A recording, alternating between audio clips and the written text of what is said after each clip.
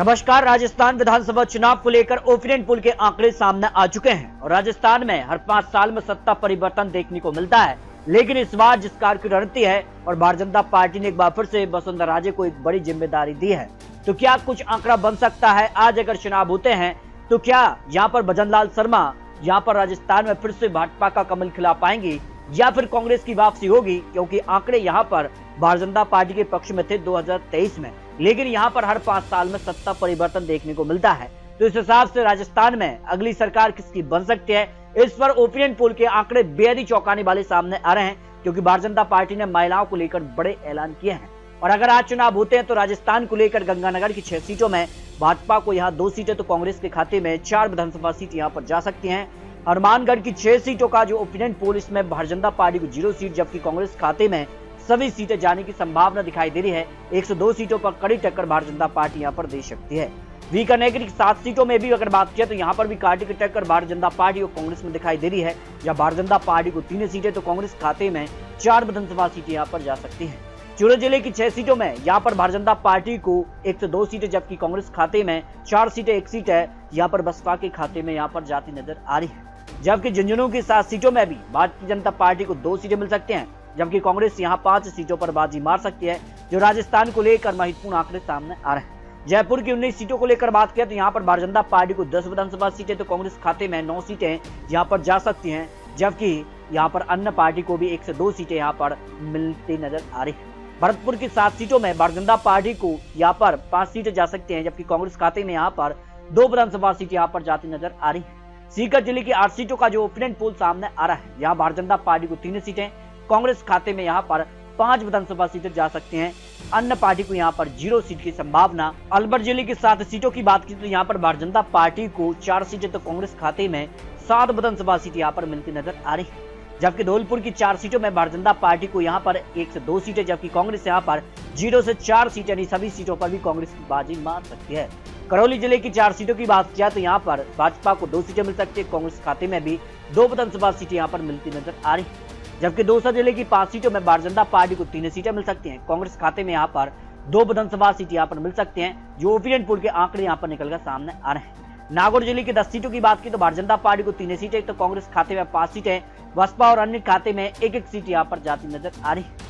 सवाई माधोपुर की 4 सीटों में भारतीय जनता पार्टी को 2 सीटें, 2 सीटों पर ही कांग्रेस के बीच कड़ी टक्कर देखने को मिल सकती है, जो राजस्थान को लेकर महत्वपूर्ण आंकड़े सामने आ रहे हैं। टोंक जिले की 4 सीटों में भारतीय जनता पार्टी को 2 सीटें और 2 सीटों पर ही कांग्रेस के बीच आमने सामने की टक्कर देखने को मिलने जा रही है। जबकि अजमेर जिले की 8 सीटों की बात की जाए तो यहाँ पर जो है भारतीय जनता पार्टी को 4 सीटें तो कांग्रेस खाते में भी 4 सीटें यहाँ पर जाती नजर आ रही है। पाली जिले की 6 सीटों में भारतीय जनता पार्टी को 4 सीटें तो कांग्रेस को यहाँ 2 सीटें यहाँ पर मिलती नजर आ रही है। जबकि जोधपुर की 10 सीटों में भारतीय जनता पार्टी को 4 सीटें, 4 सीटों पर ही कांग्रेस के बीच आमने सामने की टक्कर दिखाई दे रही है। 1 सीट अन्य तो 1 सीट यहाँ पर बीएपी पार्टी के खाते में जाती नजर आ रही है। जैसलमेर की 2 सीटों में 1 सीट भारतीय जनता पार्टी और 1 सीट है कांग्रेस के बीच कड़ी टक्कर देखने को मिलने जा रही है। जबकि बाड़मेर की 7 सीटों की तो भारतीय जनता पार्टी को यहाँ पर 3 सीटें, कांग्रेस खाते में भी 3 सीटें और 1 सीट अन्य पार्टी के खाते में जाती नजर आ रही है। जालौर की 5 सीटों की बात की तो भारतीय जनता पार्टी की 1 सीट, कांग्रेस खाते में 3 सीटें, 1 सीट यहाँ पर बीएपी पार्टी के खाते में जाती नजर आ रही है। सिरोही की 3 सीटों की बात की तो भारतीय जनता पार्टी की 1 सीट, कांग्रेस खाते में यहाँ 2 सीटें मिल सकती हैं। उदयपुर की 8 सीटों में भारतीय जनता पार्टी को 3 सीटें, कांग्रेस खाते में 5 विधानसभा सीटें यहाँ पर मिलती नजर आ रही है और अन्य पार्टी को यहाँ पर 0 सीटें जा सकती है।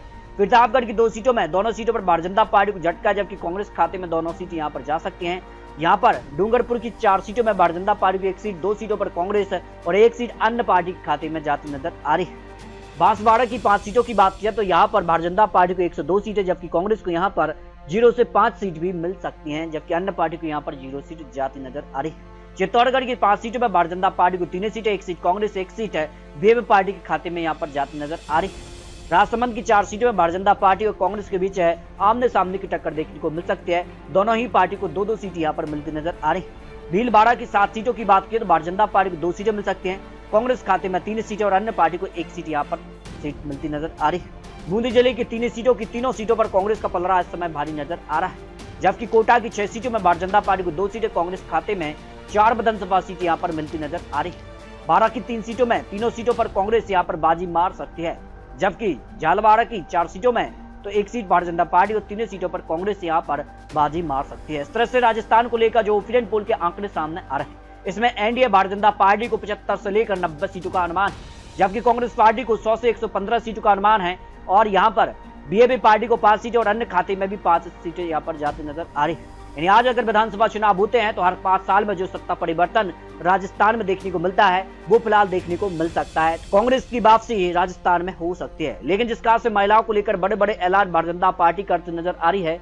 और जिस कार की योजनाएं हैं, क्या इनके दम पर भारतीय जनता पार्टी जो राजस्थान में हर 5 साल में सत्ता परिवर्तन देखने को मिलता है इसको बदलने जा रही है? क्या कुछ होगा ये तो आने वाला वक्त ही बताएगा। फिलहाल आपको बता दें चुनावी आंकड़े, चुनावी अनुमान है। आपको राजस्थान को लेकर क्या लगता है, क्या यहाँ पर सत्ता परिवर्तन देखने को मिलेगा या फिर भारतीय जनता पार्टी कमल खिलाएगी? इसको लेकर फिर रख सकते हैं। मिलते हैं महत्वपूर्ण आंकड़ों के साथ, तब तक के लिए जय हिंद, जय भारत।